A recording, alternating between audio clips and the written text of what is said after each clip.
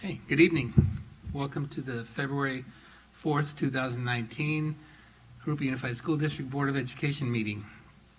First, I'd like to announce in Trustee Ortega's absence that I'm appointing Trustee Karen Bradford as our Clerk Pro Tem. So, roll call, please. President Garcia? Here. Trustee Ortega absent. Trustee Bradford? Here. Trustee Char? Here. Trustee Rayburn? Here. Here. Here. Here. Diana, would you please lead us in the flag salute? Everyone please stand. And before you sit down, please, if you would, remain standing for a moment of silence. Place your right hand over your heart, please. Ready? Begin.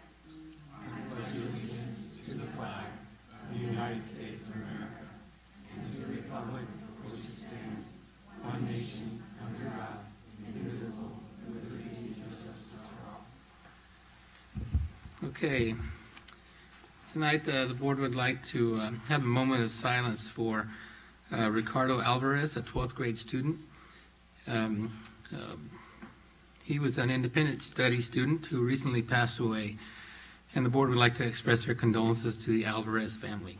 And second, we'd also have a moment of silence for Mr. William Bill Snyder, a former employee.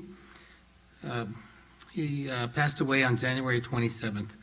He was an elementary instrumental music teacher from 1989 to 2007, and the board would like to express their condolences to the Snyder family.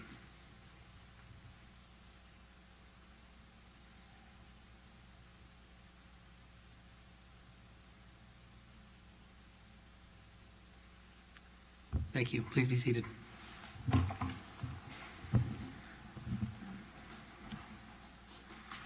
Okay, on to our inspirational comment, which I will try to attempt.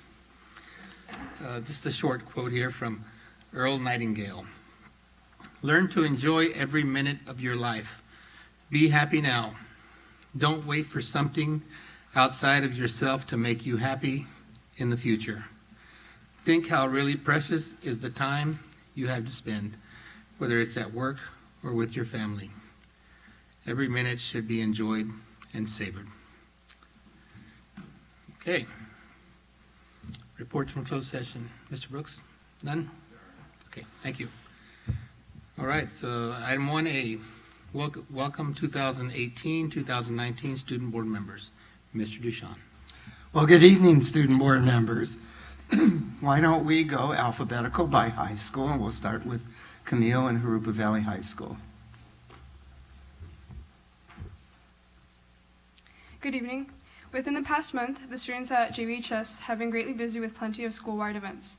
On January 16th, JVHS ASB hosted the Miraloma Middle School and Del Sol Academy 8th grade students at the Jag Rush event. The 8th graders had the opportunity to tour the campus and learn about the different sports, clubs, and academic opportunities found on JVHS.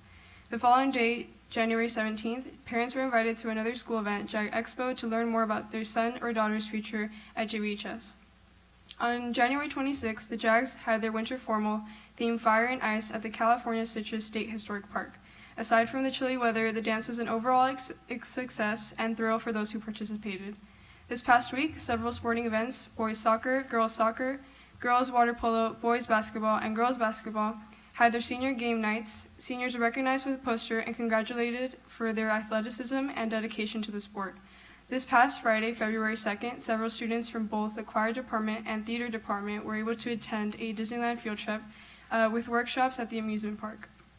Also, for the first time at JVHS, 75 randomly selected senior students were selected to take the National Assessment of Education Progress, otherwise known as NAEP test, on Friday, February 1st. The seniors were treated with breakfast and pizza, and those who took the test were eligible for a discounted prom ticket. Upcoming events are the Springs Talent Show presented by the Theater Company, which is set for February 7th at 6 p.m.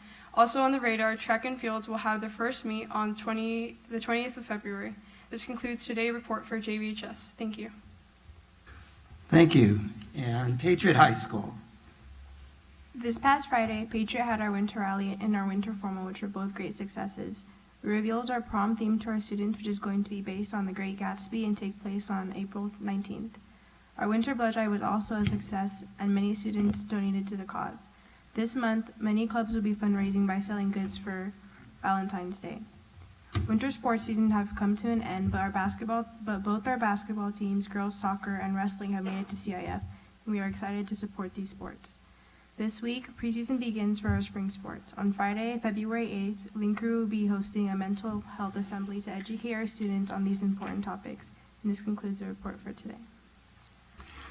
Thank you, and we'll conclude with Rubidoux High School. Good evening, fellow board. February is a busy month. Last week, our boys and girls basketball team made it to playoffs.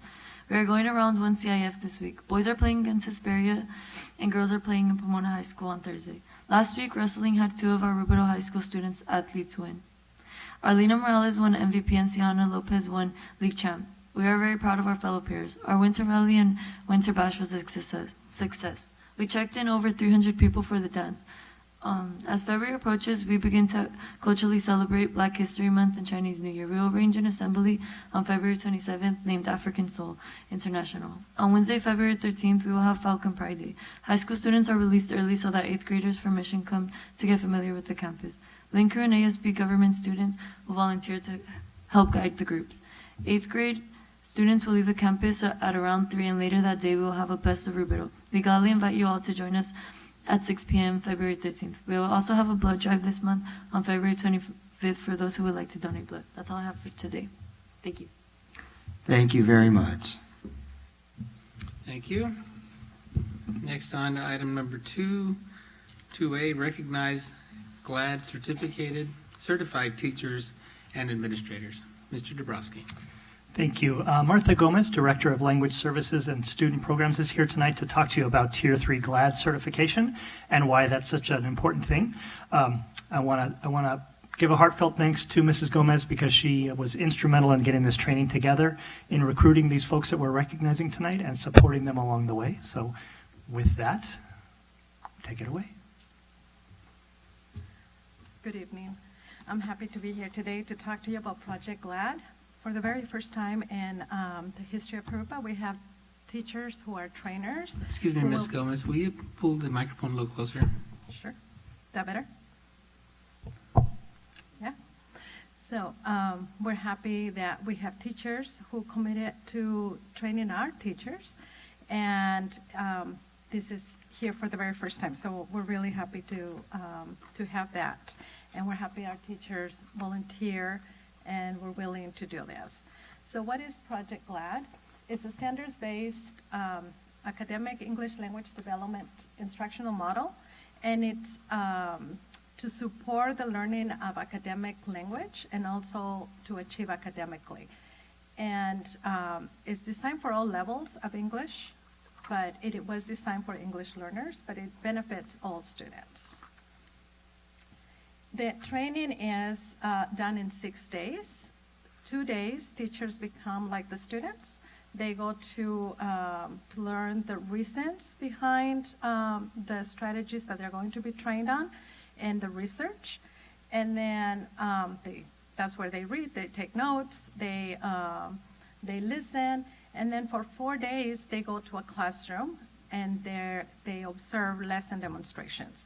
So our trainers will be teaching the class. So in this classroom, you'll find about 45 people when training is happening, because you'll have the regular students, your classroom students, and then you have 2 trainers, a minimum of 2 trainers, and then you have about 20 to 25 teachers on the back observing the lessons.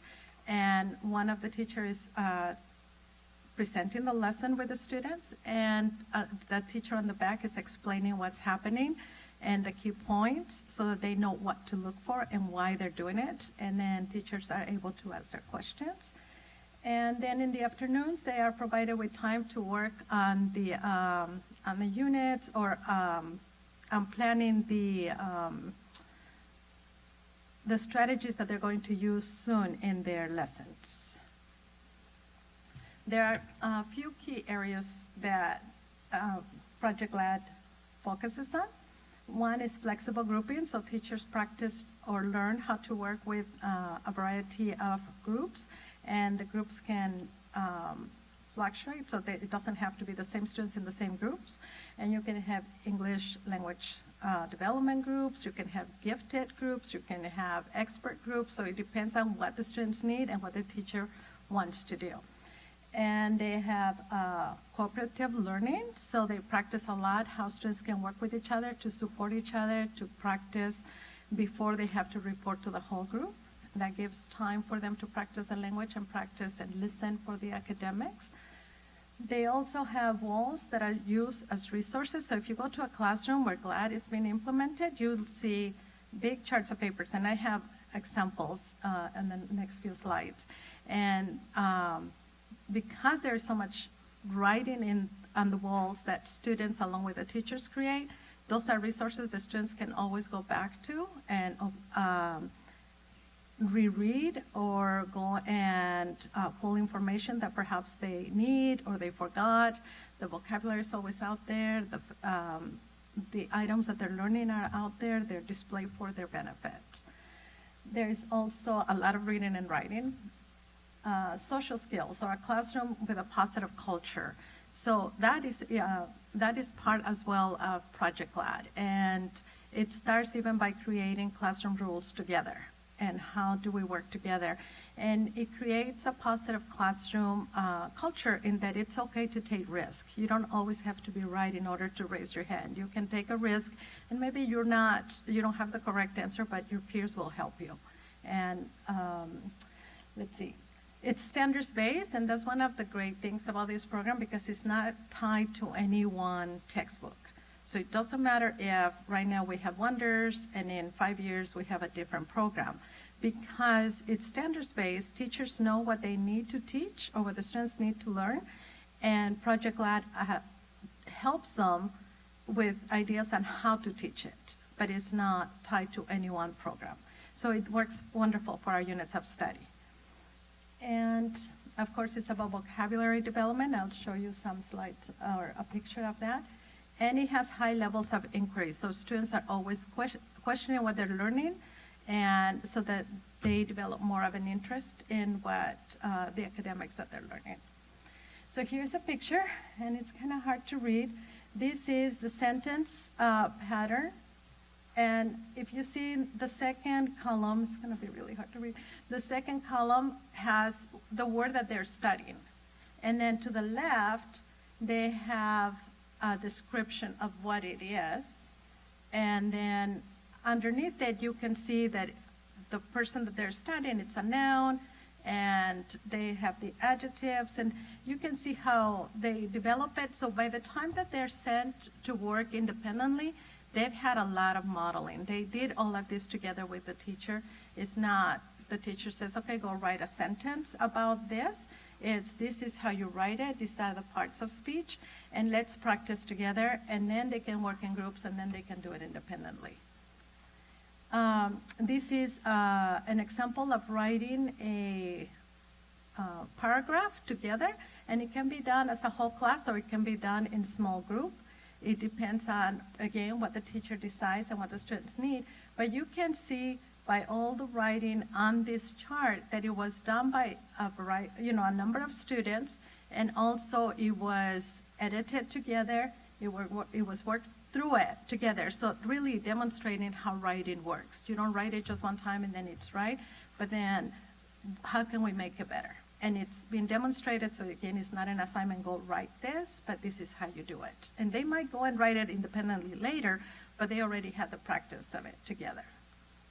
And this is, I think this is the cognitive content dictionary, and where they have a word, and then they break down the word, where is the root, where does it come from, and then they have a prediction, what do the students think it means, and then they have the final meaning, the real meaning. They look it up, they work through it, they look at the context, and then they have an oral sentence to practice with it. And this is one of the things that is recommended to be done every day, and that's how they practice vocabulary.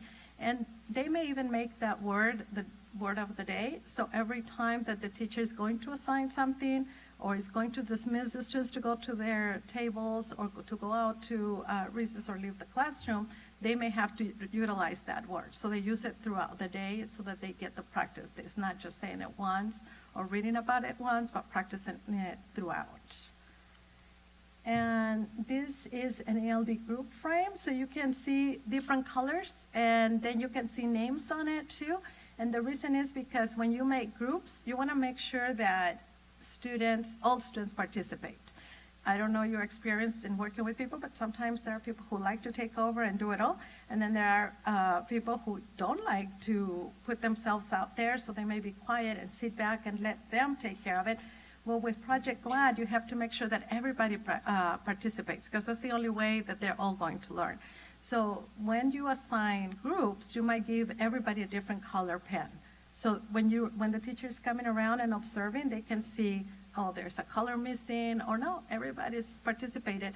And then students learn, if you look at it closely, it also has students' names on the side of the sentence that they either gave to somebody to write it or they wrote it themselves. And this one, because it's the different colors, I'm thinking that they each wrote their sentences. So again, working together before they go and work independently or work in front of the whole class. So you have a small group. And this is just another example where they're learning, this one, I believe they're learning about animals. Then they have to talk about the description, the habitat. And when you go to the classroom and you see all of this, you can see how this is a resource and it can become a focused reading wall. So it's really, really good. And then it has chants. And a lot of times people think chants are only for kinder and first grade, maybe second grade. But actually this one is about Egypt, so it could be up like in sixth grade. And students do like chanting and it helps them remember things better. And I know even at the secondary level they can do it, even if sometimes not everybody likes singing. And then, so now that you've seen what it is, I'm gonna just tell you a few of the benefits of having district trainers. So our teachers have a full understanding of where our district is going and where we are. We don't have to bring somebody from outside that has to learn a little bit about it before they can train us. Also, it's a stronger collaboration around units of study because our teachers are working with units of study, so they know that's what every teacher is working with.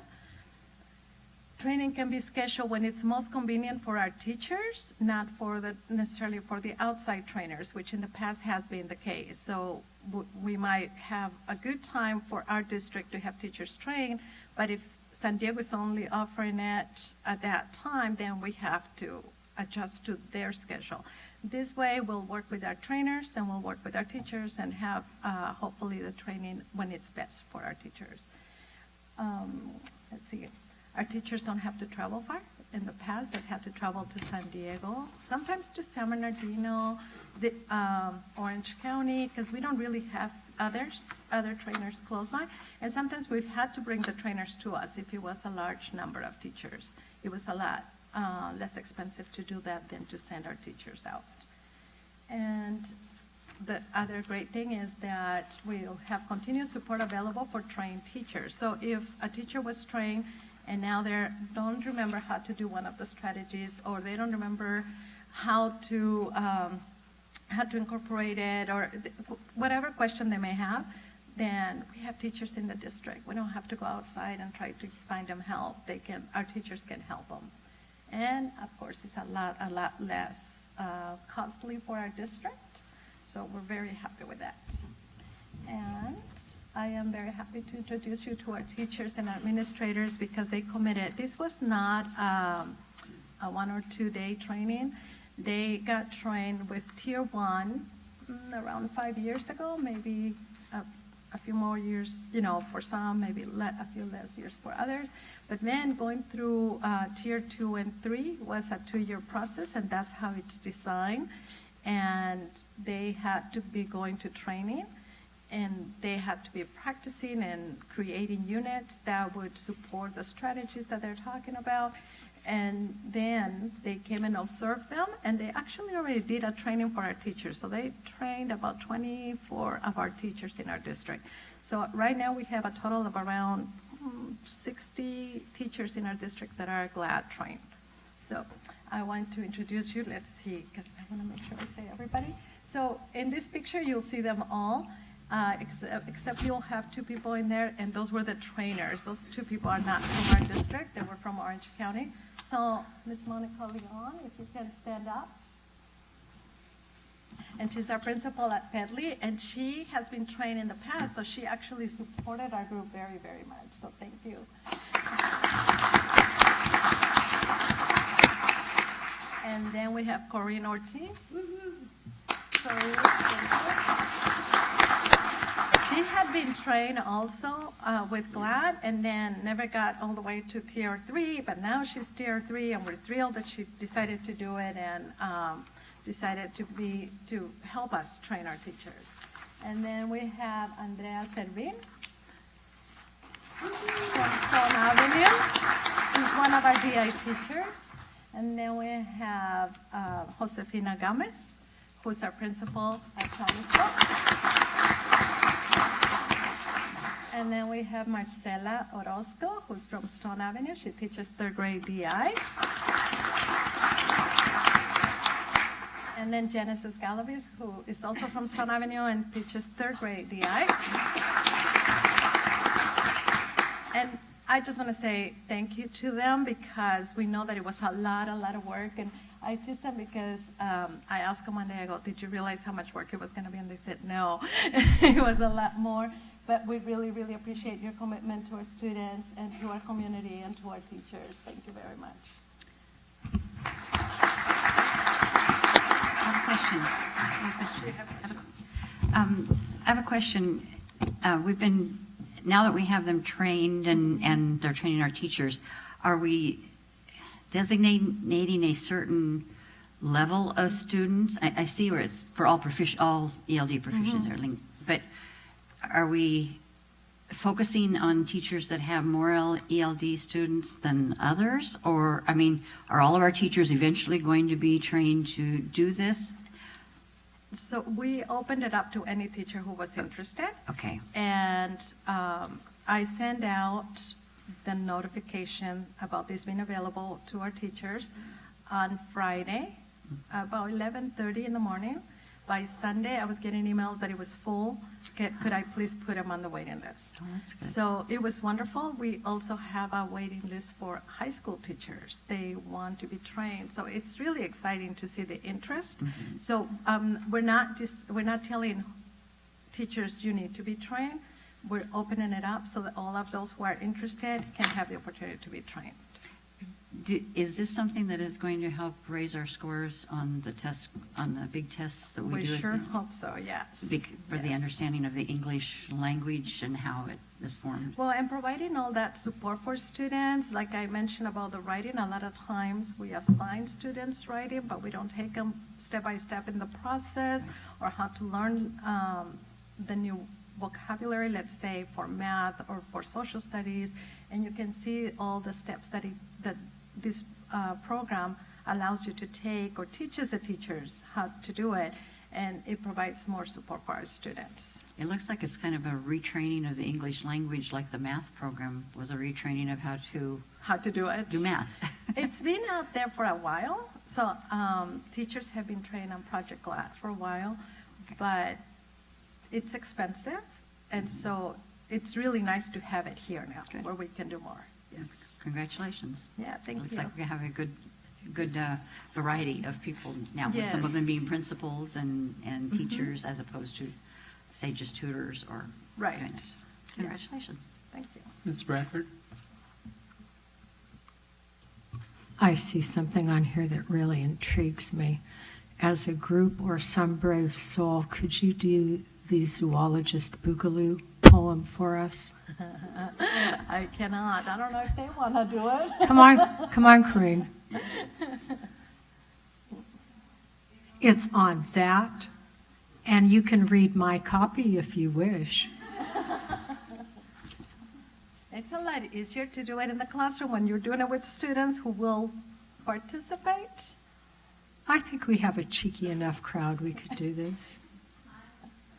Come to the podium. Okay, there. You can read my copy, Corinne. Mrs. Ortiz, you can read mine. Worms are our friends. There's a story to that, but it doesn't need to be told now. Come and support Korea.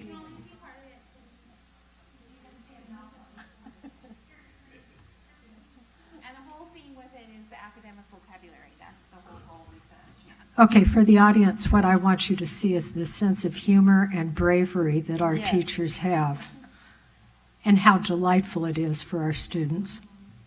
So the beat is dun, dun, dun, dun, dun, dun, dun, dun, something like that, right?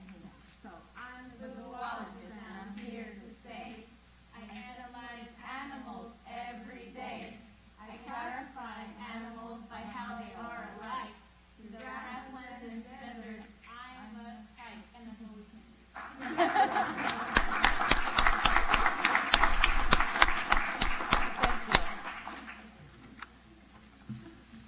Any other questions, comments? That's the kind of dedication, I think, sense of fun that really will attract students to love language.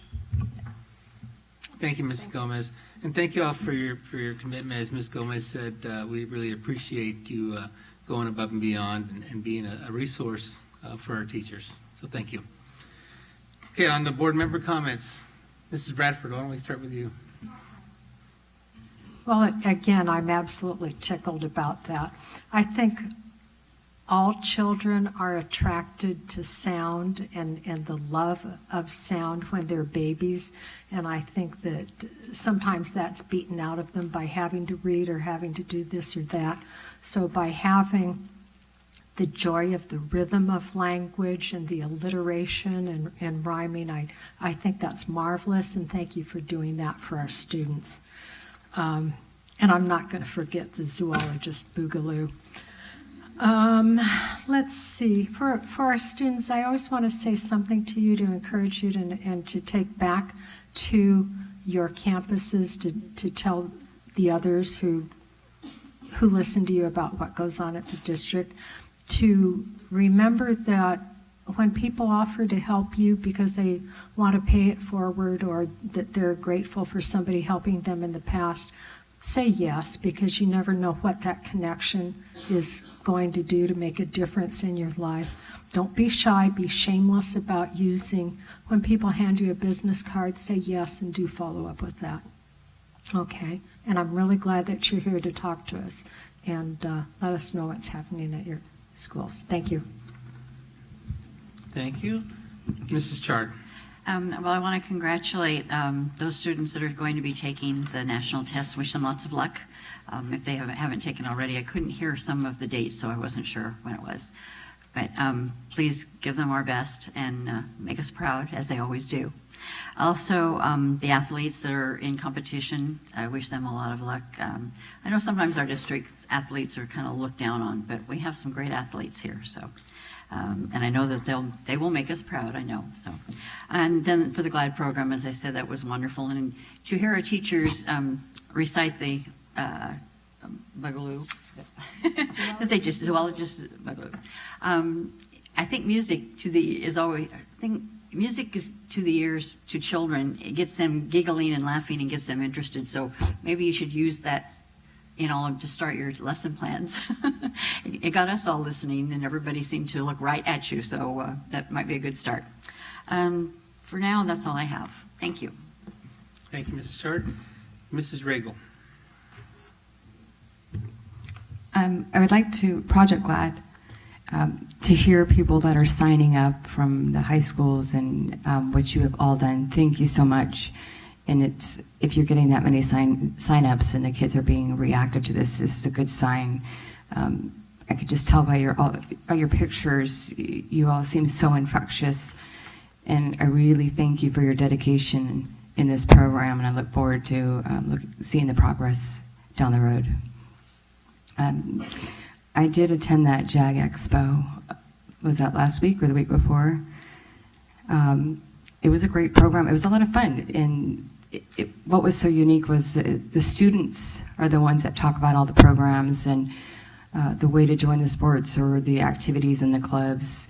And I hope to see a lot of the students, the freshmen, sign up for next year. But you guys put on a good show. I also want to bring up the last week, or a couple weeks ago, I went to the city planning meeting for the discussions of the development for our city about the new homes that are coming in. And I know that it's at an impasse, but it's something that I really want to pay attention and stay on top of and see what's coming to our schools, or how many more students will be coming in, and that we're prepared for that. And then I want to thank Dave and for taking me to Rustic Lane and Pam last week. That was my first tour of schools as officially being a school board member. The faculty was great. It was really nice to see all of the students and the teachers in action. Nobody seemed nervous. I hope they weren't. But it was really great. And one of the students, they had the videos that they make every week for the lunch menu over at Pam. I don't remember the student's name, but boy, he is going to be the next Steven Spielberg, because he had quite the personality and really made it fun for the kids. They were working hard, but they were having so much fun you couldn't tell.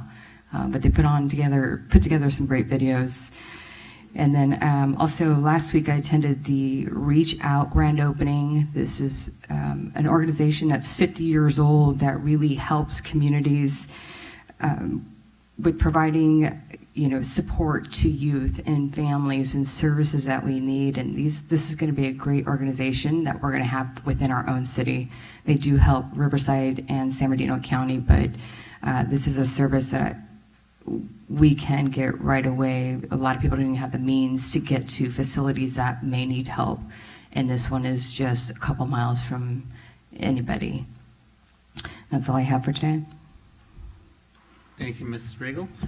I too attended the JAG Expo, and it had a really enjoyable time seeing all the students there. And I know Rubidoux, I think Jasmine, you mentioned there's just coming up, there's a freshman thing. Yeah, so, and also I know Patriots also have one, try to make those as well.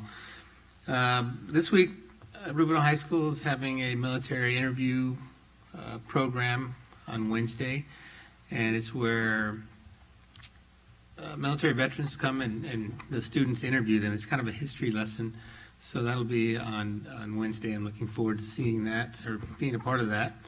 And also next week, Astro Night at Del Sol Academy, so looking forward to that.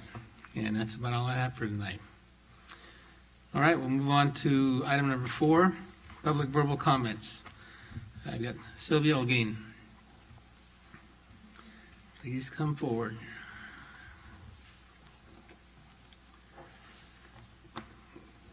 We have our timer up on the board today. It's a little bit easier for us. So, I was going to do a very, very harsh presentation because I was so angry at things that have transpired that I was very happy there wasn't a board meeting last week.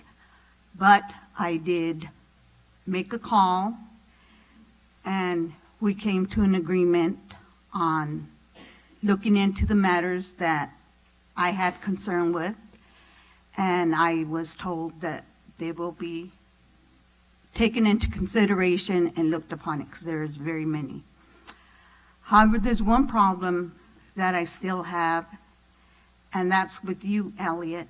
We have gone over it for years about the lights being on the weekend. There is no need for it whatsoever. Like I said before, who's going to take your trees? Nobody can dig up those trees and take them. There is no reason for that. Maybe classified and certificated would have been able to get a better raise had those lights been turned off. Because aside from your mortgage payment, that is your highest utility bill. At the very least, these kids could have gotten driver's education and driver's training, because that is something I have been fighting for. It is something that is needed. You see it in the news every day about kids getting in accidents. And if we can prevent one child from Jurupa from getting in an accident and learning about drinking and driving, why not turn off the lights? Enough is enough. I mean, if you want me to bring in pictures or video, I can clearly do that. but it is a waste of energy.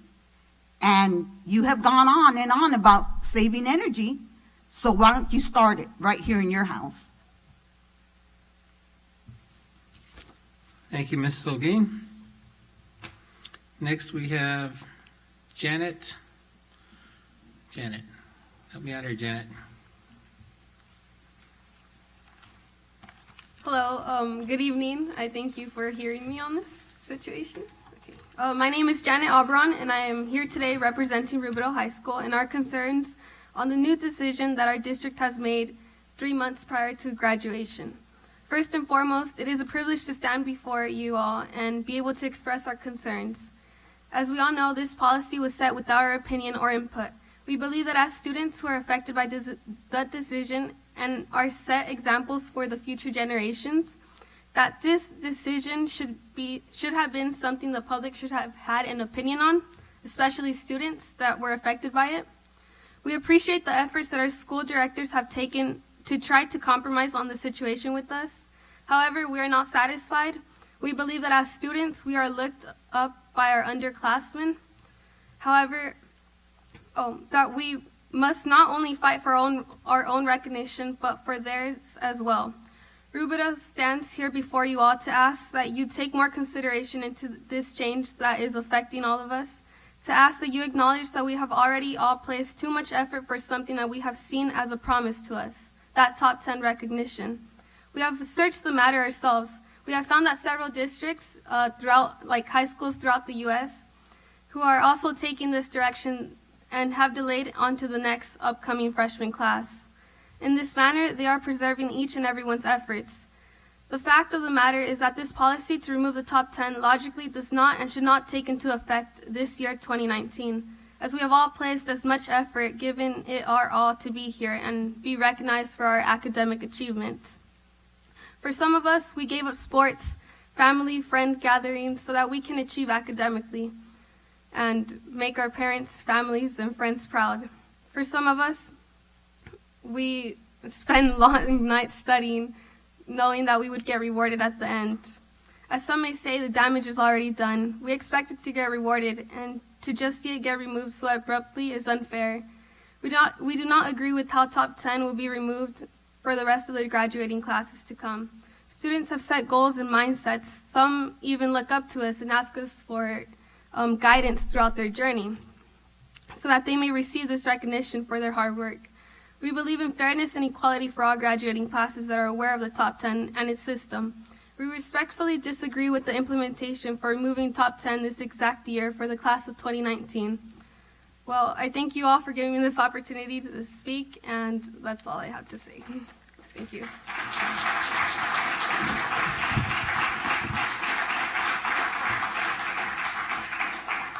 Thank you, Janet. Okay, next I've got Camille Hermosillo.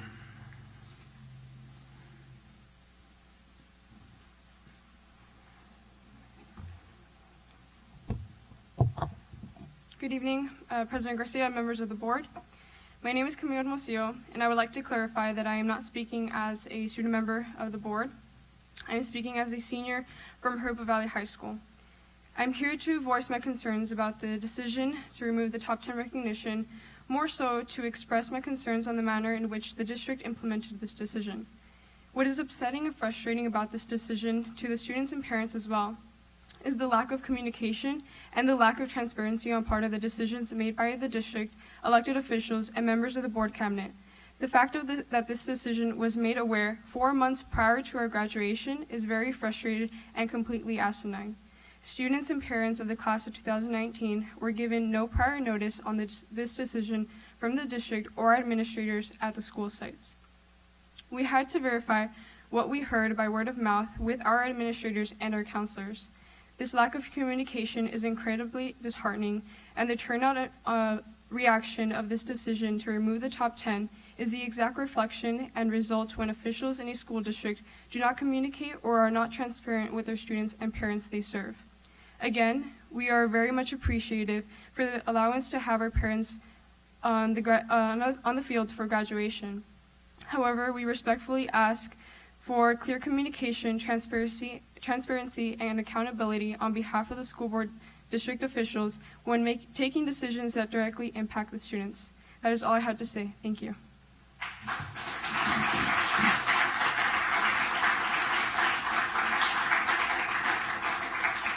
Thank you, Camille. And next we have Danya de Ramon. I think I get that one right. Good evening, members of the board. My name is Danya de Ramon. I'm also a senior at Jurupa Valley High School. I'm here tonight on behalf of my classmates to voice our shared concerns on the decision to remove the top 10 recognition within the district. I would like to start by mentioning that we appreciate and are very grateful for you all letting our parents sit on the field during our graduation, but we still have concerns on the issue. We believe that there was a lack of transparency and miscommunication on behalf of our administrators and the district, and also the overall timing of the decision was very abrupt. No one likes to find out bad news from rumors, and that's how we had to find out. We didn't find out from our administrators. We had to find out through other people, and we had to verify. And that was very frustrating for us, and we still are very frustrated with the way it was handled. Not to mention the timing, it's only 4 months before our graduation, and this is something that we have been working for all 4 years with the hopes that this is when we're finally going to get recognized for all of our hard work. Personally, I have worked tirelessly, as well as I know all my other classmates have.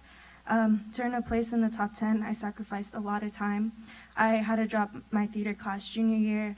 I've had to sacrifice my sleep and sometimes my mental health, staying up late after work to just keep up with my homework. And the top 10 recognition means more than a title and a poster to us students. It's a recognition that symbolizes all the hard work and sacrifices that we have made to get there, and the hope it symbolizes for us as we continue our journey past high school. And to reiterate, our concerns stem from the miscommunication on the part of our administrators and the lack of transparency in this decision, and we hope that the board takes this into consideration. Thank you.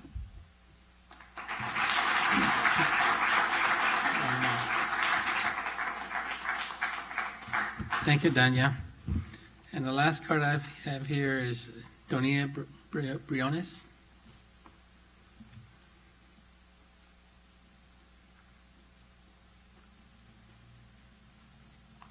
Hi, my name is Donna Briones, and I've taught 4th grade for 17 years in the district. I've been 16 years at Rustic Lane, and then this year I moved to Del Sol Academy. I've had the honor of being invited by my students to go to graduation the last 4 years, and it's always one of the highlights of my year. Honestly, I love being able to see the kids, and the top 10 is really one of my favorite things to see. I love seeing the families and getting to sit on the stage and seeing that recognition and seeing students that I have contributed to their education up there being recognized. So last year when I was there, Yasmin Pineda saw me and asked if I would come back this year. And then recently she just contacted me letting me know about the decision to remove the top 10. I just know that they've worked so hard academically. I feel like they really deserve being recognized. I know that they are implementing, adding more recognition with the honors and high honors, etc. But I feel like it really is just a moment, small moment, to be able to recognize them. I know it also sets our district apart. I've been to other graduations. I haven't seen that. I just think it's really important, that moment, to recognize them. And it also shows the emphasis that JUSD places on academic excellence and the family's contribution to that too. So I respectfully ask that you continue the tradition of honoring the top 10 and their families. Thank you for your time.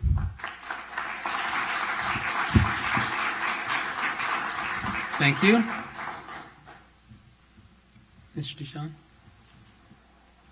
Thank you all for your concerns. Very articulate. Obviously, along the line, your teachers did a great job in helping you present and make presentations. I don't want to it's not on the agenda, so I won't get into a whole long presentation.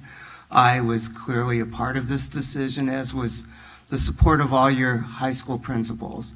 This goes really with our program of Learning Without Limits. At each high school, over 20 students who earned highest honors, 4.0 GPA and higher, will be recognized, as will high honors and honors. And all students will be recognized as scholars. If you have concerns, I will be happy to come to each of your schools and speak with you personally and share at least the logic behind the the change. Graduations are generally the purview of the school site.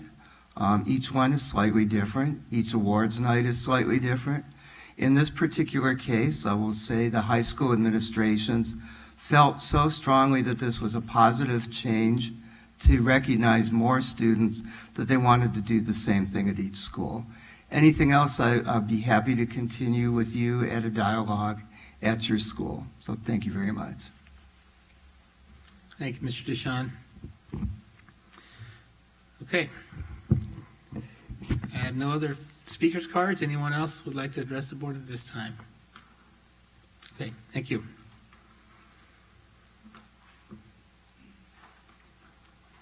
All right, we're on to item number 5, administrative reports and written communications. 5A, 2019-2020 Governor's Budget Proposal. Mrs. Ford. Thank you. Tonight, I just wanted to share some information from the governor's January budget proposal. And of course, as you all know, we have a new governor. So this proposal is a bit different than what we've seen in the past. So I wanted to go over a few highlights of his proposal.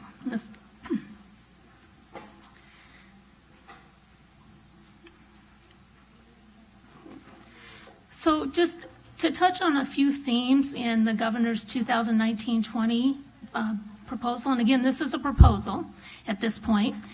This is his first state budget. He didn't have a lot of time to put this together. He was voted in November, and he had to have a budget by January 10th. So we will likely see a lot of changes between now and the May revision for this particular budget. But nevertheless, you do see his governing philosophy and outlook.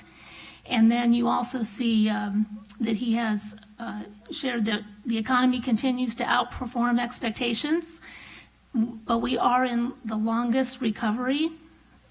It will actually, I believe, be the longest recovery if we go through this year, 2019, in history. So, you know, he's saying don't expect this to last forever, that at some time we will see a downturn. We are seeing growth in Proposition 98, but for 1920, it's meager growth, which means that no additional funding would be coming to schools, although there is additional funding in the state revenues. And then districts will continue to face budget challenges, and that's a theme of his budget, because we will see funding flatten as we are fully funded under LCFF, and we will go into a cost of living adjustment only. And we'll talk a little bit more about that. Governor Newsom is also very much proposing early childhood education initiatives. And so we will see what those will look like as he continues to work with the legislature. And then accountability remains a priority as the California school dashboard, the California dashboard has come out, and we've seen some changes with that. So that will continue to be a priority, and that's in part of this theme. And then if we look at the legislative landscape, Governor Brown had been the governor for quite some time, and he was pretty strong on his stance on certain topics such as charter schools, early childhood education, and facilities. And so there's a lot of pent-up demand in those areas from the legislature that want to see some change. So I think between now and May, the May revise, we're going to see some changes in those areas. And Governor Newsom is fairly new compared to the legislature that's there. So the dynamics, we're already hearing in Sacramento about some different dynamics that are happening up in Sacramento at this time. So stay tuned for that. We'll talk more about that probably at the second interim report, and then again at the May revision. So if we look at Prop 98 K-14 state funding, this is funding for community colleges as well.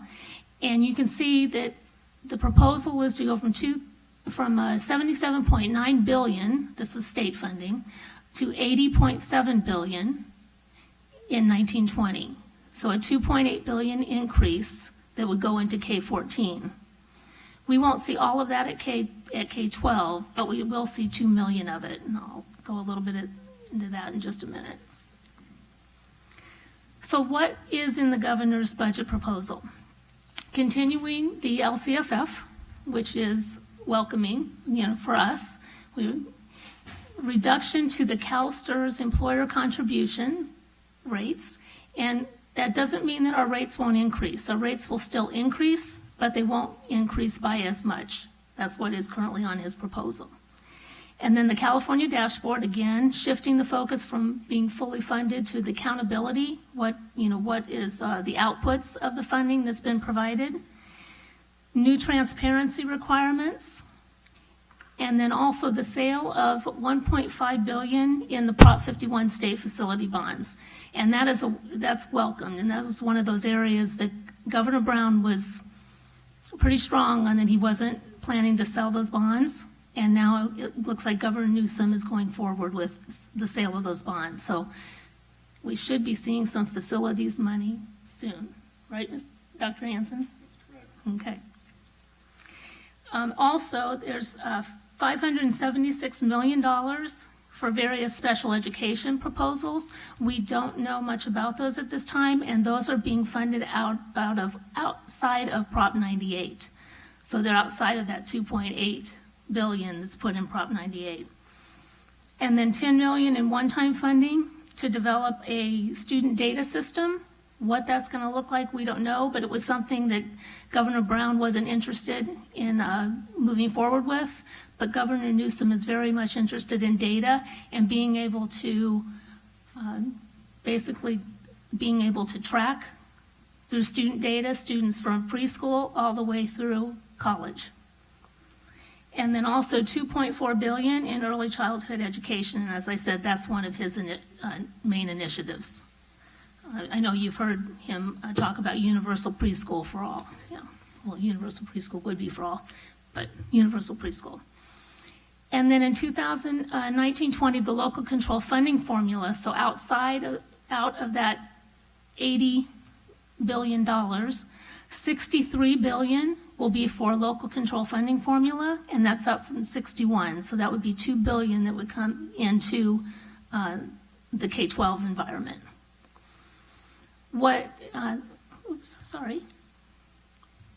So that's our cost of living adjustment. So that's the 3.46% COLA.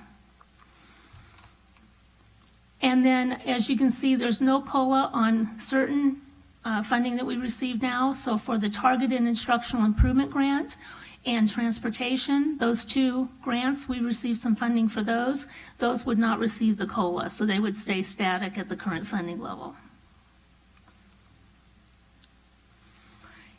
So when you look at that 3.46% COLA, you'll see that what that means is for the base funding, each grade span, we receive a certain amount of funding per student. And that base funding would receive the COLA amount.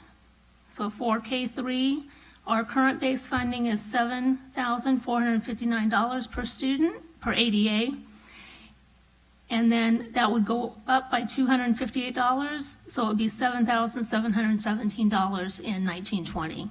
So that's what's on the proposal right now under just the COLA, Environment Cost of Living Adjustment. And then the STRS, how that will work for our district is it's specifically for employer contribution. So there would be $700 million to reduce the employer contribution rate in both the 1920 and the 2021 school years. And then an additional $2.3 billion would be put towards the employer's liability for ongoing. So right now, that's estimated to be a 1% reduction in 1920, another 1% reduction in 2021, and then a 0.5% reduction going forward. And anything at this point, because the pension has been extreme cost pressure on school districts, STRS and the PERS increases. So anything at this point is very welcomed.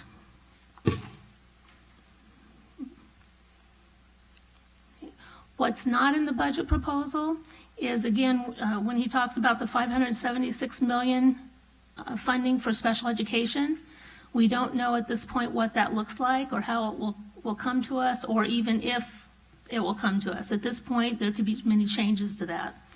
Early childhood education proposals, we don't know how those will impact, us at this point. That's still all being fleshed out in Sacramento. Special education funding for equalization rate, that was a proposal that was on in the legislature last year. It didn't get a lot of traction. We know that that's going to come back again this year, but right now that's not in the governor's budget, January budget proposal. And then also higher LCFF targets. So right now we're still 41st in the nation in per pupil spending. And so there had been legislation last year to reset the target for local control funding formula to be able to get California schools to somewhere within the top 10 of the nation funding. And right now, there's nothing in the proposal that deals with that. And then there's also no one-time discretionary funding. I know for the past several years, under Governor Brown, we received additional one-time money, and there is no one-time funding in this particular proposal. Okay. So that's the basic of what's in the proposal. So next steps are, from now until May, you will have the legislature working with the governor to determine, what will actually go into the May revise. And so in March, we will actually bring a budget update to you, and that'll be our second interim.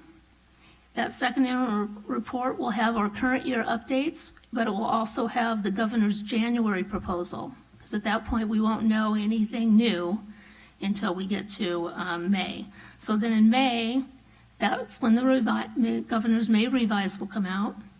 And then in June, using that May revise, we will bring our budget to you, to the board for approval. And then the state actually adopts their budget in July. And there could be changes between May and July, but we will be working from the May revision when we bring the budget to you in June. So overall, it looks good for education. Again, we'll have to see what plays out in Sacramento between now and May, but likely we will see some changes. Thank you, Mrs. Ford, for putting this together and such a detailed yet concise little presentation. Any questions? I have one. Mrs. Chart. Mrs. Ford, do we know what the difference is with us being 41st in the nation?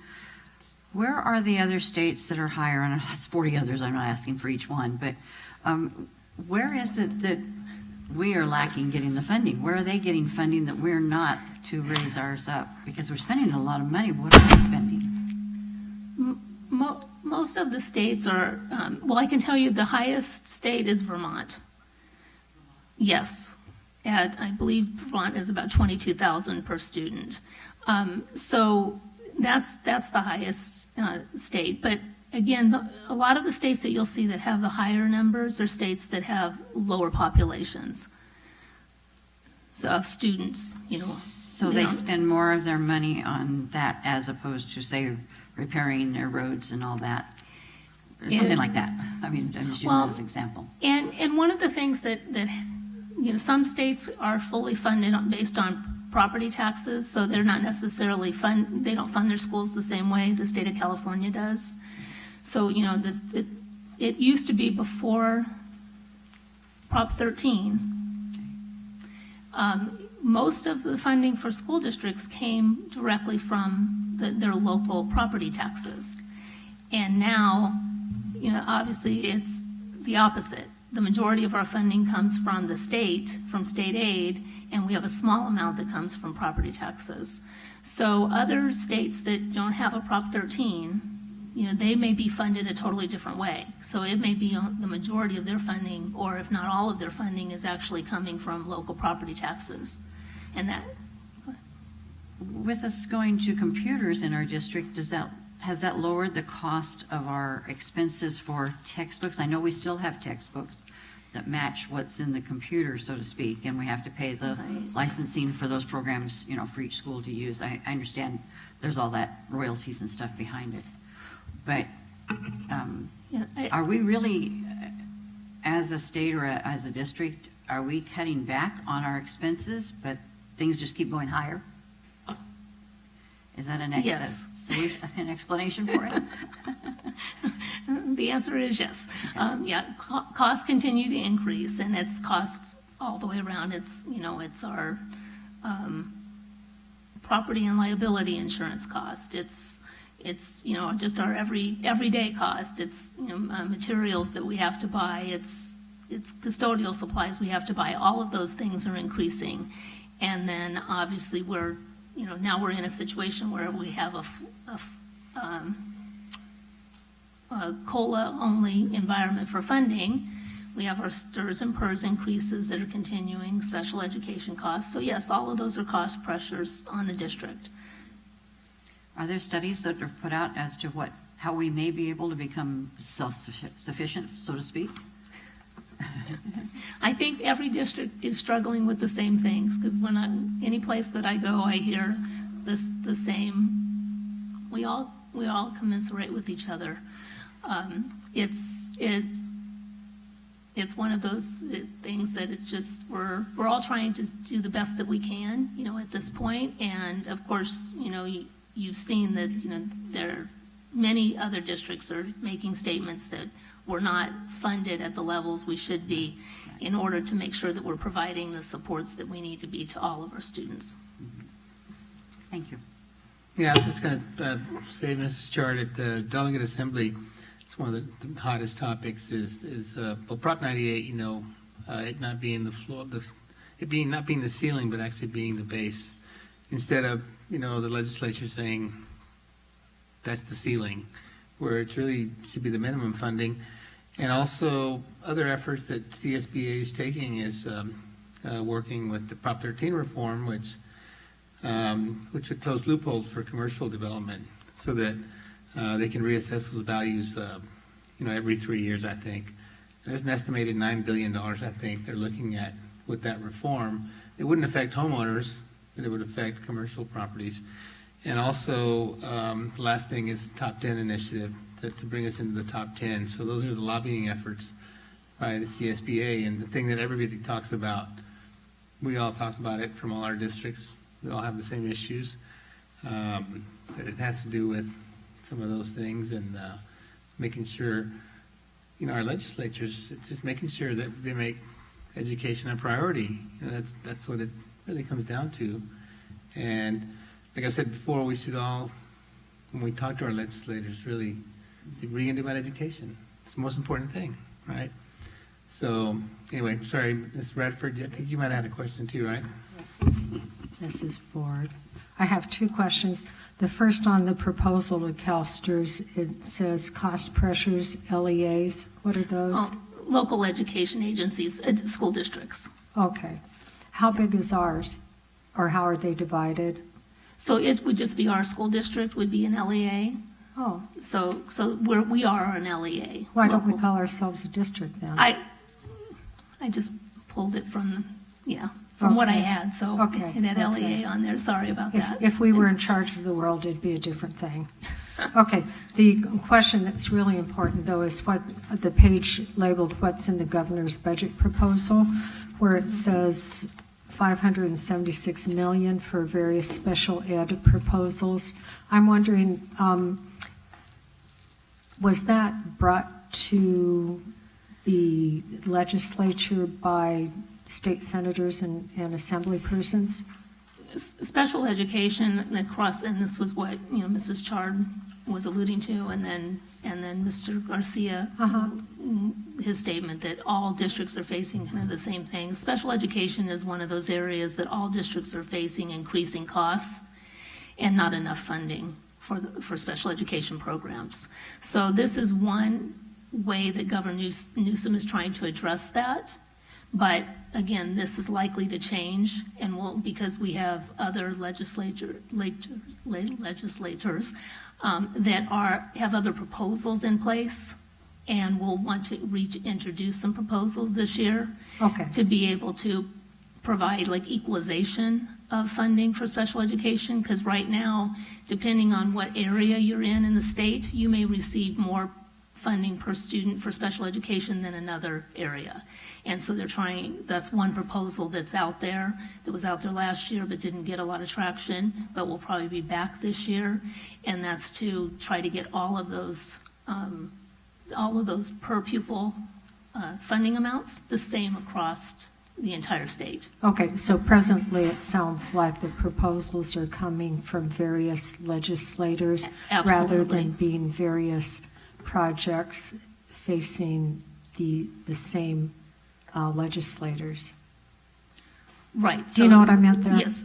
So we'll be seeing different proposals coming from different legislators, and then basically it's all of the politics in Sacramento happen, and we will see what happens at the May revise. And we have a lobbyist taking care of that for us? We do have a lobbyist with Riverside County Office of Education that works on behalf of Riverside County. Okay. I've always thought Assemblymember Cervantes and Senator Roth are on our sides. Do you believe that they're doing all they can? I do, absolutely. Okay, thank you. Thank you, Mr. Bradford. Ms. Regal? I just have a question about the K-12 COLA. You mentioned the LCFF-based grant. So can you explain what that means? Sure. So we receive the funding in 3 ways. So we receive a base grant, which is what is described here, and everybody across the state now is receiving the same amount of funding, that base grant funding, based on their average daily attendance in those grade spans. But then on top of that, we also would receive supplemental funds for any student that is low income, low income, foster youth, or an English learner. And then because we're a district that has 79% of our students falling into those categories, we also receive what's called a concentration grant, which is anything above 55%, we receive an additional 50% per student. So it's, so all of that coming together provides our local control funding formula funds that come in. Okay, but it's kind of the same every year though, isn't it? We always have what the expense for the ADA? Yeah, so we always receive funding per ADA, yes. Okay, so I just didn't realize that it was based under a grant. And then looking at these, the first proposal, what is that going to do for us as the schools? I mean, because these are kind of like what you refer to as restricted funds, right? They have to go in this be spent this way. No. But what is it going to look like for our schools and our students? Is this, the $258 increase, is that for the teachers? Is that for increased teachers, supplies? What is that for? So that's our base funding. Our base funding is really our operational funding. So that's for basic teacher salaries, it's for supplies, it's for lighting, it's for everything. Okay. So that is actually our unrestricted funding that comes in. And so that isn't restricted. When we get into the supplemental concentration funding, that's still unrestricted funds, but we have a requirement with those funds to ensure that they're being used to improve and increase services to students that fall into those categories. Okay. But what you're seeing here is actually kind of our unrestricted funds. Okay. And what happens with these kind of funds? I mean, it seems like a significant amount of money. Well, STRS and PERS will take up a lot of them. Okay. So that comes out of that increase, whatever we have to increase with STRS and PERS. And then in addition to that, anything like I mentioned, like increases in special education costs will come out of that. Increases in our property and liability insurance would come out of that. So any type of operational increase would come from those funds. Let me go back to your original question and put it real simply. Not much. You asked what it would do for us. The real answer is when all the balances come out, it's going to be slightly more than we got last year, but it will not cover our increased costs. It's going to go fast. Well, it's gone. I mean, it's gone. For all intents and purposes, most of our expenditures roll from one year to the next. And as we bring you the budget, that's where there's discretion, but there's very little that's in there where our choices were between, what are we, about 83, 84% staff, or is it higher now? Almost 86 now. 80, so just keeping the same staffing level is 86% of that money, and that money it just doesn't wash. Also, in terms of what will happen from here, I heard many people who heard the governor speak and were quite impressed. He delivered close to a 2-hour presentation on the budget himself, answered all the questions without the Department of Finance. So what I think you're going to see in coming months, and I would suggest you follow your correspondence from CSBA in particular, but the legislators are now going to weigh in on their projects. And in terms of whether people are on our side or not, you're going to also hear their pet projects that may affect this budget one way or another. So we will try to keep you informed as much as we can as the budget kind of proceeds through this new process with the new governor. Okay, thank you. All right. Thank you, Mrs. Ford. And Mr. Duchamp, something else? In response to Trustee Chard's questions, I pulled up a document called Ranking of the States 2017 and Estimates of School Statistics 2018 from NEA, the National Education Association Research. Two things you might pay very close attention to are California's ranking on per student revenue and California's place on its percentage of state funding. So it's low on one and high on the other. All right. Thank you. Okay, 5B, review approval of 2018-2019 first interim financial report. Mrs. Ford. Thank you. Around this time each year, we receive a notification from the county as to whether or not they have approved our certification level for our first interim financial report, and the county has notified us that we have a positive certification, and they have then forwarded that on to the California Department of Education. Move to approve. I'll second it. Do we have to? Yeah, I think it's just information. But thank you, though. What?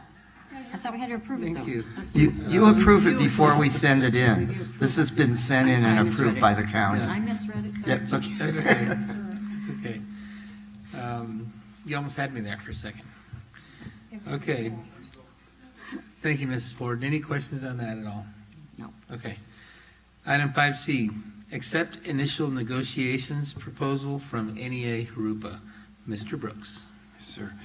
The district is in receipt of the initial negotiations proposal from NEA Jurupa for the 2019-2020 school year. It's recommended that the board receive these proposals, or this proposal rather, and withhold comment at this time. The proposal will be publicized tonight in order to permit public comments in the verbal hearing session that will be held in the regular board meeting on February 19th. A copy of the proposal is included in the backup materials. Thank you, Mr. Brooks. Any questions or comments?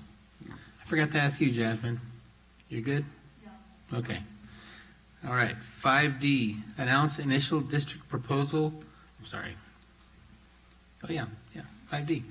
Announce initial district proposal for negotiations with NEA Jurupa. Mr. Brooks. Earlier tonight, the board reviewed in closed session the district's preliminary proposal for reopener negotiations with NEA Jurupa. If the board is prepared, the proposal will be publicized at this time tonight in order to permit public comments in the verbal hearing session that will be held again at the regular board meeting on February 19th. A copy of that proposal is also included in the backup materials. Thank you. 5E, Announce location for site and district teacher of the year ceremony. Mr. Duchamp. As you know, we honor our Teachers of the Year. It will be March 11th, 2019, at the Patriot High School in the Stacy A. Della Rocca Performing Arts Theater at 6 p.m. Thank you. And 5F, other administrative reports and written communications. You'll be glad there are none. Thank you. Yes, I am glad.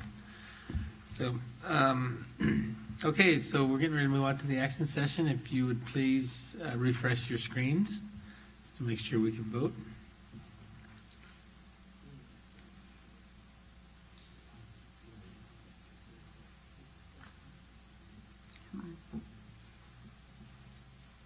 Okay, and I guess it refreshed it. Okay, Okay, we all set? yeah, I think so. All right. Item A, approve and adopt routine action items by consent. Move to approve. Motion by Mrs. Chard. Second by Mrs. Bradford. Okay, so we have a first and a second? Ms. Yes. Bradford. Okay, my question is regarding the school accountability report.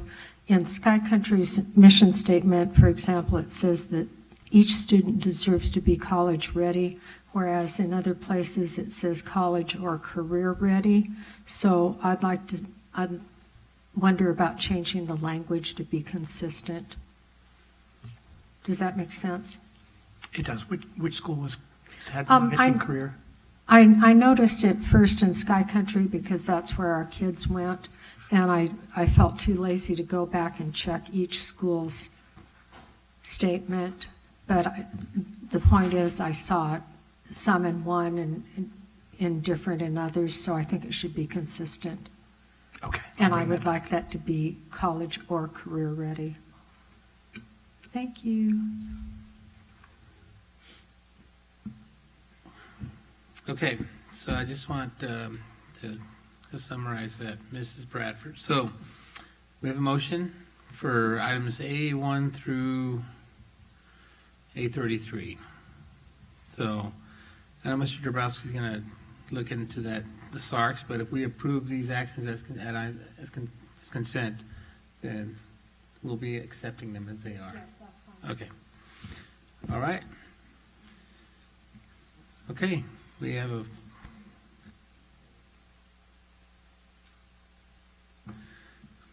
we'll wait a few minutes here.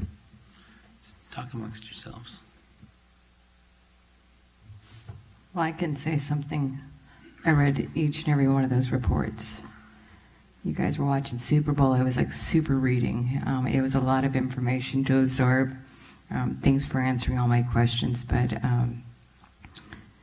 it's good to see those. They come out every February 1st. Would have been great if somebody would have warned the newbie that there's going to be a lot of reading.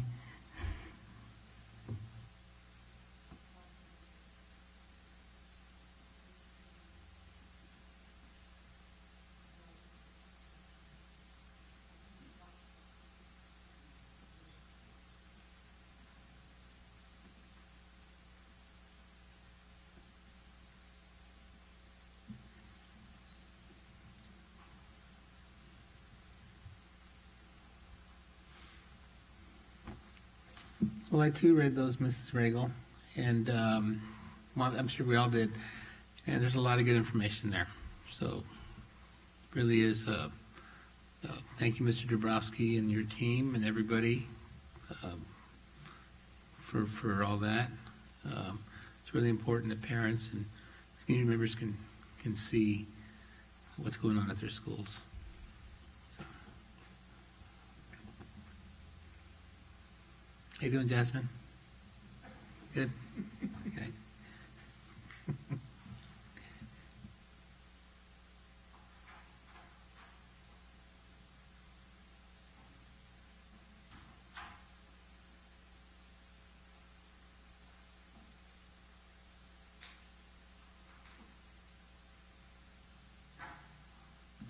Okay, so we have a first and a second on the items for consent. Let's call for the vote, please.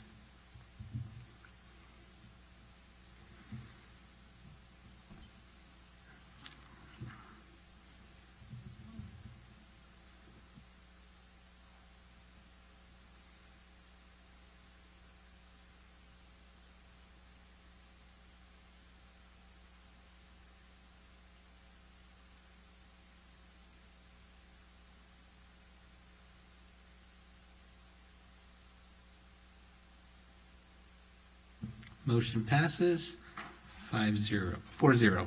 I'm sorry. Okay, item B, award bid number 18-19-10 PD, Del Sol Academy Expansion Joint Replacement. Dr. Hanson. Yes, on December 21st and 28th, the district solicited bids for the Del Sol Academy Expansion Joint Replacement Project.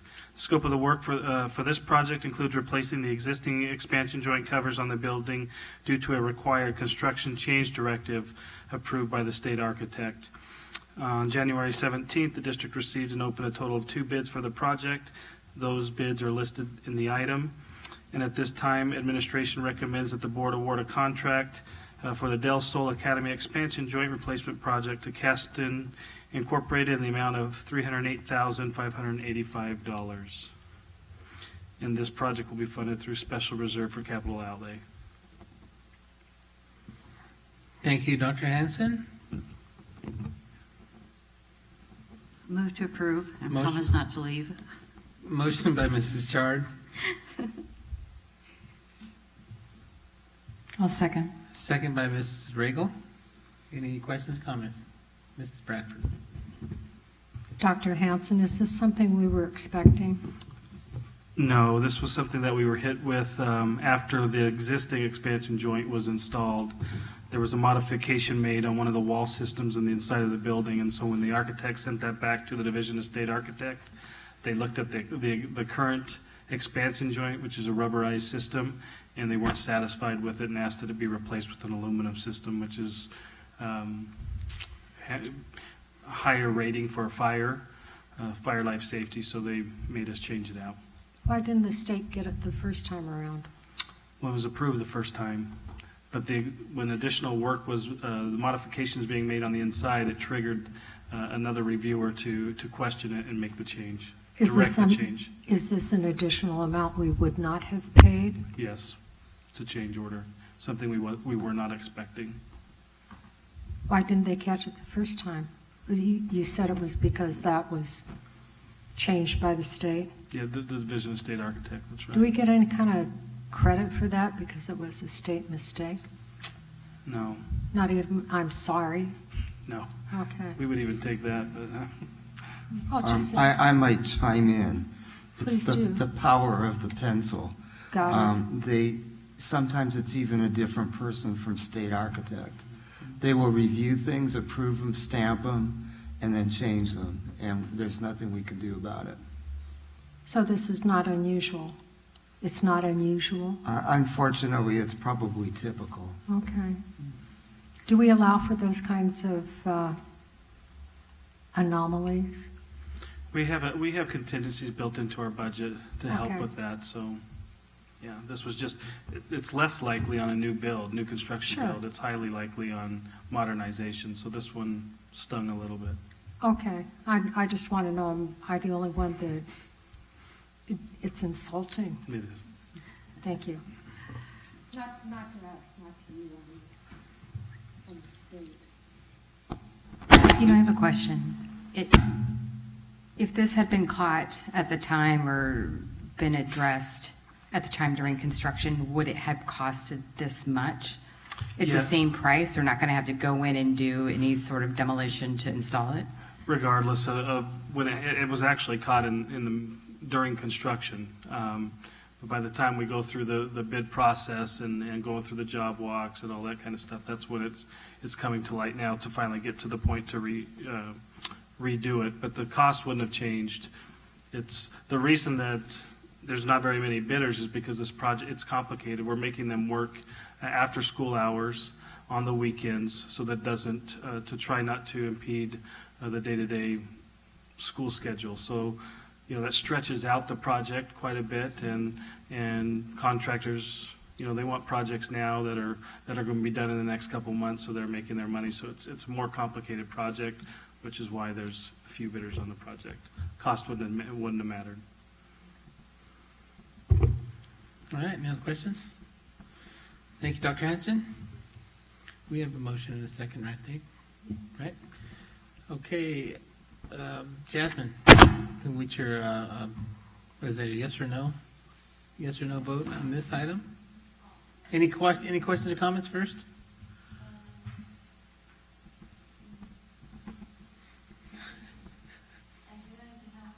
I was just gonna ask, like, when they were doing this, like, I know, like, you kind of rephrasing it. I just didn't really understand. When they did it, like, when they built it already, like, they don't review, like, the school doesn't review what is going, like, well, obviously they do review, but, like, cause, like, oh god, okay, when they're gonna go inside, like, the school and check, like, you know, like, because you said that it was aluminum and then they changed, no, it was rubber and then they changed it to aluminum. Why didn't they check that, like, before anything, like fire, like, because, you know, you said it was a safety before, like, you understand? I understand what you're saying. So it was checked prior and they approved it, but then when additional work was being done halfway through the project or almost towards the end of the project being completed, it triggered another reviewer to look at it, and they weren't satisfied with the previous design, and so now they directed us to make the change. Oh, okay. And I have another question. Like, when they do stuff like this, do they get more money? Like, obviously they get more money, but, like, do you think sometimes, like, they do it kind of, like, on purpose? Not really, but, you know. Do I answer that honestly, or? The state doesn't get more money, but a contractor got a pretty good contract here. And the state does, I mean, they do have to review the redesign, so that, you know, we pay those fees as well, so it's frustrating. Oh, okay. Thank you. Good question. Great question, thank you. Good question, Jasmine. So yes or no on that? Oh, yes. Thank you. Okay, so let's call for the vote.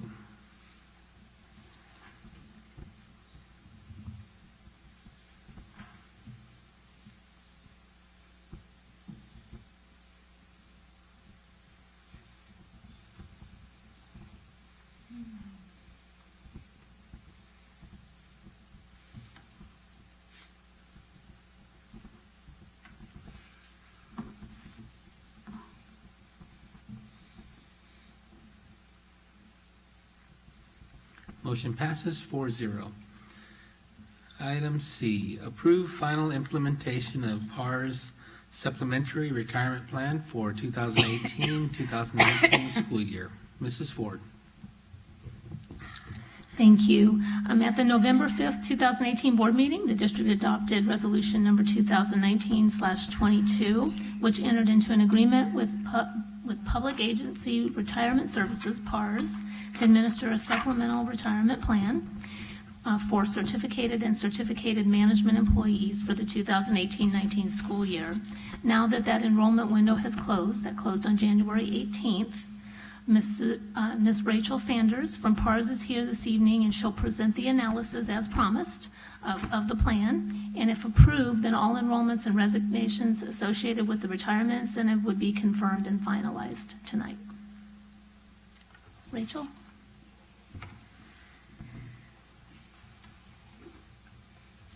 Welcome, Rachel. Thank you very much. Good evening, Mr. President of the board, board members, Mr. Superintendent. Glad to be here. As Paula mentioned, my name is Rachel Sanders, and I am a senior manager of consulting with PARS. So I've been working closely with the district in overseeing the administration of this early retirement incentive plan.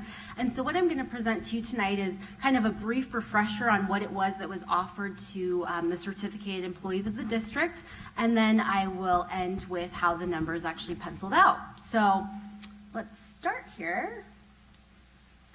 So as a reminder, the proposed plan design was that employees eligible for this plan would receive a one-time 60% level of their final pay. So that was to, again, incentivize folks to retire earlier than they may otherwise, but ultimately it was an optional one-time bonus that they could receive. The way that this is funded is that the district is making contributions to a 403B annuity through Pacific Life Insurance Company, and every eligible employee had the options as to how they actually wanted to take their funds if they did take the total 60%. So those option choices are found on your next page, page 3. What you'll see on this page is the range of options, including 3 different variations of lifetime options, including a straightforward lifetime option, joint and survivor, and another lifetime option as well. And then they also had options to take a fixed payment. So those pay out over a range between 5 years and 15 years. They would receive higher amounts on a monthly basis for the determined period of time. All of these are actuarially equivalent, meaning it costs the district the same thing no matter what a participant chooses. So it really gives them the flexibility to choose an option that makes the most sense and potentially put them in a better tax situation depending on how they want to take their funds. So as a reminder, when we ultimately set up the plan, we went through the assumptions with Paula and her team to ensure that we were assuming all of the correct variables to ensure that when we determined A, if this would work, and B, now that we're doing the post-analysis, that we are factoring in all the correct variables to give you accurate results. Those are what's seen on this page. So again, we factored in everything from the salary of those folks that are taking this. Obviously, at the beginning, we had to do average salaries. Now we know exactly the salaries of those that took it. We also factored in replacement salaries. And to do that, we factored in your 1-year new hire cost from last year to determine what a realistic replacement salary would look like, because obviously one way to generate savings is to look at that cost differential. So in addition to that, we did factor in the retiree health care, which you'll also see on this page. So really what you're looking at when we're showing you savings for this plan is a comprehensive overview that does take into consideration everything that could make this plan either save or cost money. Now this next page goes into more detail of exactly what goes into our analysis methodology. So I've touched on some of these things, but the number one driver of these programs is obviously the cost differential between an outgoing employee, an employee that would be coming in taking that position. So when you have someone who's leaving with a very high salary and you're replacing them with a lower salary, you can understand why there'd be significant savings there. In addition to that, we do factor in the district's current natural attrition, or in other words, how many retirements we would expect you would get without offering a program like this. And we also factor in future natural attrition. So knowing that you offered a plan this year, we would expect that your natural attrition, or in other words, how many retirements you expect naturally over the next couple of years, will decrease as well. So we factor that into this as well. We also do factor in all of the fees and costs for actually running the program. So when we show you savings, those are net of fees. And finally, we'll show you what the different scenarios look like if the district is able to non-replace, or in other words, not backfill every position that was vacated. All right, so now to the good part. I am pleased to announce that we exceeded expectations for this program, and so certainly this more than exceeded the fiscal projections that we had originally showed you. When I came out to present at the opening of this, we had projected that you would get 49 teachers to retire. You ended up getting 57. And what that means is the savings went up pretty significantly from what we showed you at the beginning. So it's great. You had fantastic participation, a lot of enthusiasm in the district. So it's always nice to see when our projections are exceeded. So you can see on this chart that if you replace 100% of the employees that are taking the program, the savings are going to be over $800,000. And if you have the ability to potentially not replace every employee, you can see those savings will grow even more.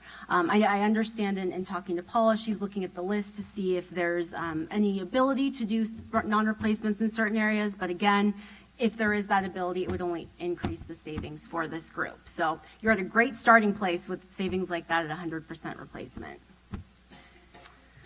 The next page shows you the certificated management group. As is typical with certificated management, there tends to be a much lower cost differential between outgoing management employees and those that would be backfilling those positions. So it's typical for us to see losses in this group. However, as you'll note with losses just over $300,000, if we're looking at the 5-year projections, that is more than made up for by the teacher group. So factoring in both groups, even with losses here, the district would still be saving over $561,000 if full replacements were to occur. So happy to present those positive numbers. It's always nice when things pencil out even more positively than we anticipated. So I would say this was a very successful plan, and I'm certainly happy to answer any questions that you may have.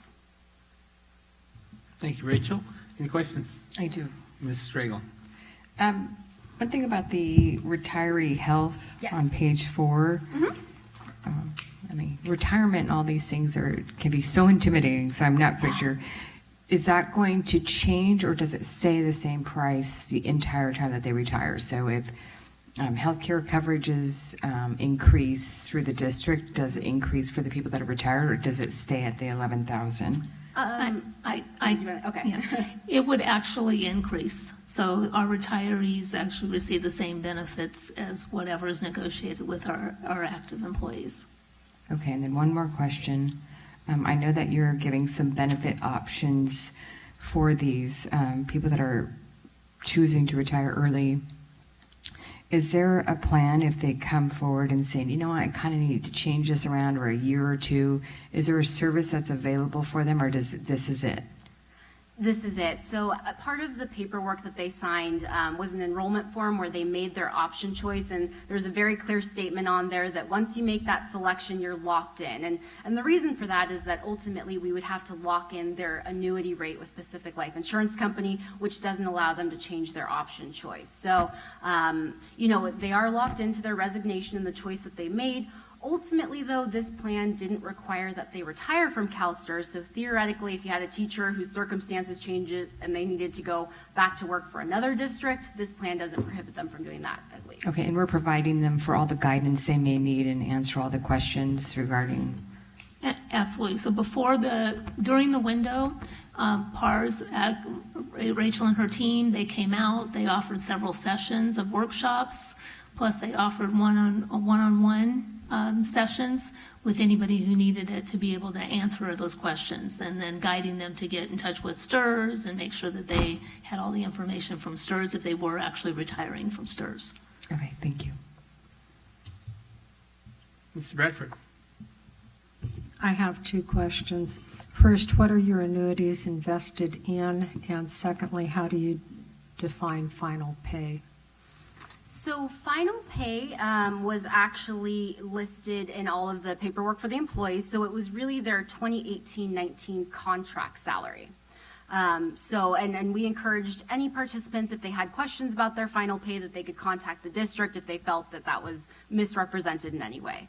And in terms of the annuity, ultimately, I mean, that's Pacific Life Insurance Company is the provider of the annuity. I can't tell you exactly what they are invested in simply because I don't look at it, but they're a very well-respected, highly rated annuity company, and usually the rates kind of reflect what's happening in the municipal bond rates. So I believe right now it's right around 3.25% or so. What was that? Yep, exactly. No, they don't. They don't. You're welcome. Any other questions, comments? Thank you, Rachel. Thank you very much. Appreciate you coming up. Appreciate Appreciate the presentation. Thank All right. you, Rachel. So administration is recommending that the board approve final implementation of the PARS supplementary retirement plan for the 2018-2019 school year. thank you, Mrs. Ford. Move to approve. Motion by Mrs. Chard, A second. second by Mrs. Regal. Any other questions, comments? Okay, let's call for the vote, please. That's okay.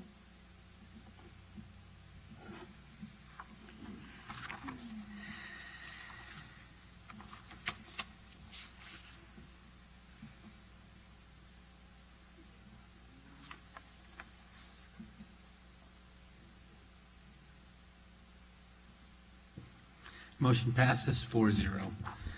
Item D, approve final implementation of the supplemental classified employee retirement plan for 2018-2019 school year. Mrs. Ford. So at that same November 5th meeting, you also adopted resolution number 2019/21 that offered a retirement incentive for classified non-management, classified management, and confidential employees. Based upon enrollment and attrition, staff estimates that the retirement incentive will result in savings of $102,000 in year 1 and an overall 5-year savings of $211,000. And if approved, all enrollments and resignations associated with the retirement incentive would be confirmed and finalized. We did have 40 individuals that took the retirement incentive. So at this time, administration recommends the board approve final implementation of the supplemental classified employee retirement plan for the 2018-2019 school year. Thank you, Mrs. Ford. Move to approve. Motion by Mrs. Chard, second by Mrs. Bradford. Any other questions or comments? All right, let's call for the vote, please.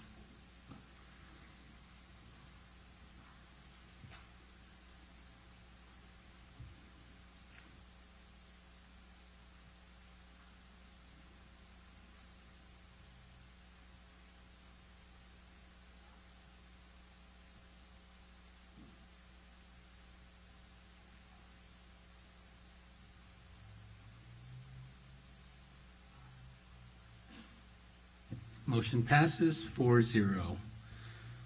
And finally, item E, board member committee reports or comments. Mrs. Regal, start with you. Final comments? Of course I have a comment. I wanted to take a second and touch on the donations that we had received last month. There's a 7th grade student from Jurupa Middle School, Eric Jacobson, took it upon himself to donate a pearl marching bass drum, is that what they're calling that? To those parents. I mean, you're amazing parents to have a son in 7th grade in middle school and to be so considerate and donate something to the marching band program. So thank you, Eric. Or Jacob Erickson, and to the parents. This Saturday is the 38th annual Black History Month Parade. I don't know if that's going to happen with the rain or if there's any going to be changes, but I plan on going to that this weekend. And then on January 12th, I'll be attending the facilities subcommittee meeting. Looking forward to meeting with the group and working together as a team. That's all I have for today. Thank you, Mrs. Regal. Mrs. Chard. Yes, I wanted to say something about the students who came tonight. It takes a lot of courage to get up and stand for something that you feel is right or wrong. And I know that they will be counseled and given more explanation for what they believe in. But for those students who came and talked about what they really, really feel strongly about, I think it's good. And I think we're raising kids in our district who are going to be our future. They're going to be our future. They're going to be the ones that stand up for us, and I know that they will stand up for the rights. And I know it takes a lot of sacrifice to do what they did. They gave up their evening at home to do studying to come and talk with us and let us know. So I congratulate them. I also let's see. I went to the DAC meeting the other day, and we had great presentations by Mr. Dabrowski, Dr. Hanson, and Mrs. Ford regarding some of the things that were talked about on the LCF and the LCAP. It gives us a lot of information to the parents when they come to those meetings and explain things to them, because those parents are the ones who go back to their schools and sit in a meeting and voice what goes on in the board, and then they take things back to, or in the meetings, and they take things back to the DAC. Some of the things that the parents were concerned about, they were given a sheet at the beginning it's a 3-page or three column form, and they were to write down as the presentations went along about the college and career readiness, safe and orderly school environment, and student, parent, and community engagement. And I noticed that a lot of the parents were very concerned about different things. They still are concerned about the safety on their campuses and the water, just different things that as a parent you should be concerned about. And they brought up good questions for the administration. And I think they got answers that they can take back, but they always come with good thoughts and good expression. The parents are really into it. They don't sit there and play around. They really do pay attention to what's going on. So I think our district is growing in our parent communication, our parent involvement. And I think we're going to see more and more of it, even though we may see a few of them here at the board meetings, maybe complaining once in a while. It takes a lot of guts to get up here and talk and say how you feel and speak out. So I appreciate that. I know it's hard for me sometimes to get up here and talk. I do plan on going to the Black History Parade and riding on the bus too. And then the expo on the 12th, or on the 15th at Rubidoux. Rubidoux is having their expo on the 14th and 15th, I believe she said.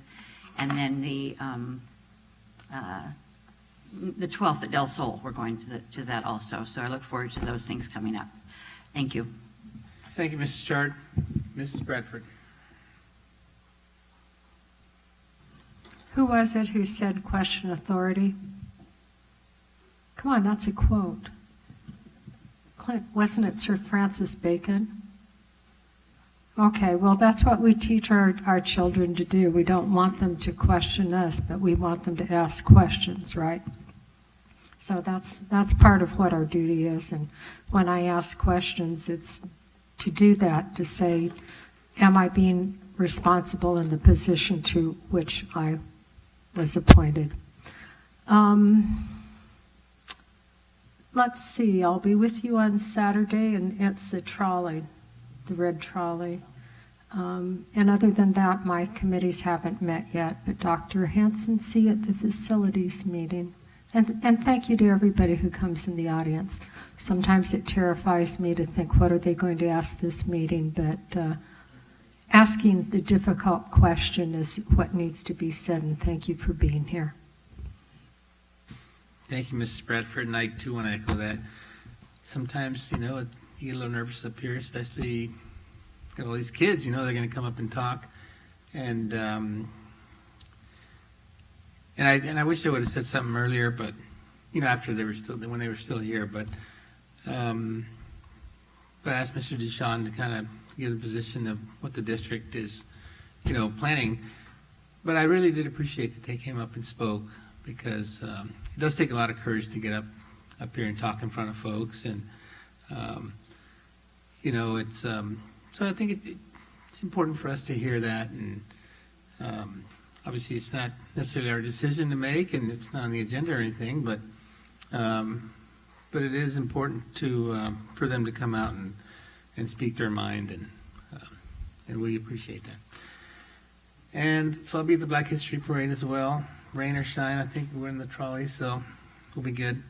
And the GLAD teachers, I really appreciate Martha, all the teachers here that came out, and they came up here and got in front of the audience. And I was hoping Miss Bradford here would have been like a student down there joining in, but that's okay. You got them to come up, so. I was thinking about doing it, but it's not my news to tell. So anyway, it was really great. And thank you, Martha. Please make sure you thank all the teachers there. Great job with that program. And that's all I have. Mr. Deshawn, any final comments? All I can say is when I saw the picture of the GLAD teachers, I thought it was a group of students, including yourself, Mrs. Gomez. Robert, President Garcia. Mrs. Chard? I just have one thing. I know that coming up from the February 15th, because our next meeting is not till the 18th, so February 15th through the 24th is the Indio Date Festival, and I believe both of our FFA students are going to be there showing and selling, hopefully, some of their livestock that they show. It's a good program to check out, and this year I'm going to have to go because my granddaughter's showing a pig named Charlotte that she hopes goes to breed instead of bid.